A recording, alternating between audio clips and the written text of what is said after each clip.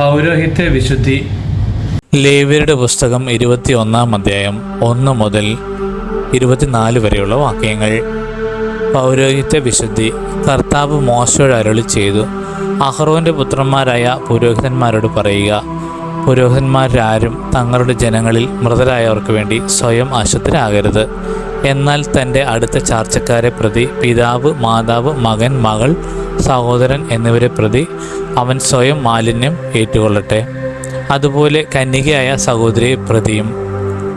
അവിവാഹിതയായ അവൾ അവന് ബന്ധപ്പെട്ടവളാണ്. അവൻ തൻ്റെ ജനങ്ങളിൽ പ്രമുഖനായിരിക്കാൽ തന്നെ മലിനമാക്കുകയോ അശുദ്ധനാക്കുകയോ അരുത്.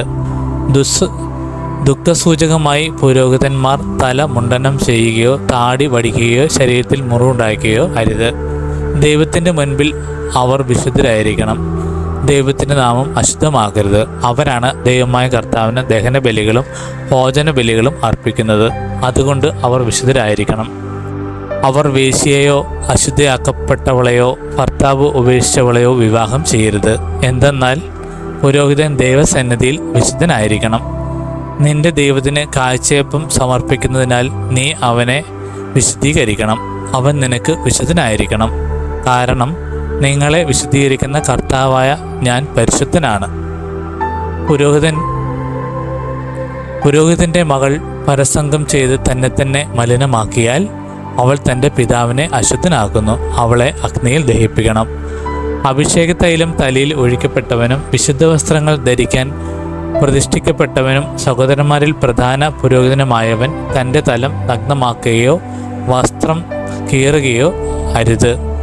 അവൻ ശവശരീരങ്ങൾ സ്വന്തം മാതാവിൻ്റെയോ പിതാവിൻ്റെയോ തന്നെ ആയാലും സ്പർശിക്കുകയോ അവയാൽ തന്നെ അശുദ്ധനാക്കുകയോ അരുത്. അവൻ വിശുദ്ധ സ്ഥലം വിട്ട് പുറത്തു പോകുകയോ ദൈവത്തിൻ്റെ വിശുദ്ധ സ്ഥലം അശുദ്ധമാക്കുകയോ അരുത്. എന്തെന്നാൽ ദൈവത്തിൻ്റെ അഭിഷേക തൈലത്തിൻ്റെ കിരീടം അവൻ്റെ മേൽ ഉണ്ട്. ഞാനാണ് കർത്താവ്. കന്യകയായിരിക്കണം അവൻ ഭാര്യയായി സ്വീകരിക്കുന്നത്. വിധവ, ഉപേക്ഷിക്കപ്പെട്ടവൾ, മലിനയാക്കപ്പെട്ടവൾ, വേശ്യ എന്നിവരെ അവൻ വിവാഹം ചെയ്യരുത്.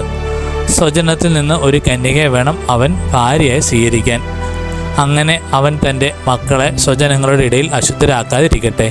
ഞാനാണ് അവനെ വിശുദ്ധീകരിക്കുന്ന കർത്താവ്. കർത്താവ് മോശയോട് അരുളി ചെയ്തു, അഹ്റോനോട് പറയുക, നിന്റെ സന്താന പരമ്പരയിൽ എന്തെങ്കിലും അംഗവൈകല്യമുള്ളവർ ദൈവത്തിന് കാഴ്ചയപ്പം അർപ്പിക്കാൻ അടുത്തു വരരുത്. കുരുടൻ, മുടന്തൻ, വികൃതമായ മുഖമുള്ളവൻ, പതിഞ്ഞതോ അധികം പൊന്തി നിൽക്കുന്നതായ മൂക്കുള്ളവൻ, ഒടിഞ്ഞ കയ്യോ കാലോ ഉള്ളവൻ, തീരെ പൊക്കം കുറഞ്ഞവൻ, കാഴ്ചയ്ക്ക് തകരാറുള്ളവൻ, ചൊറിയോ ചുണങ്ങോ ഉള്ളവൻ, ഉടഞ്ഞ വൃഷ്ണങ്ങൾ ഉള്ളവൻ എന്നിവർ അടുത്തു വരരുത്. പുരോഹിതനായ അഹ്റോന്റെ സന്തതികളിൽ അംഗവൈകല്യമുള്ള ഒരുവനും കർത്താവിന് ദഹനബലി അർപ്പിക്കാൻ അടുത്തു വരരുത്. എന്നാൽ ദൈവത്തിൻ്റെ വിശുദ്ധവും അവധിവിശുദ്ധവുമായ അപ്പം അവന് ഭക്ഷിക്കാം.